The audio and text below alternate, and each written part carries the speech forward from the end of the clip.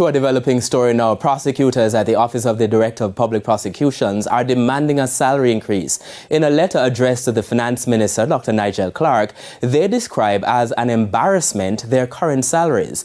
They say this has led to the high attrition rate at the Office of the Director of Public Prosecutions. According to the letter, of a complement of 56 prosecutors, over 40 have left between 2018 and present, and more resignations are looming. It was also revealed that currently less than half of the prosecutors at the office have 5 years worth of experience. The prosecutors are of the view that any legislative changes, including higher penalties, will not curb crime if experienced prosecutors are not retained. They are urging the minister to address their concerns quickly and fairly, as they are disgruntled, dissatisfied, and demotivated.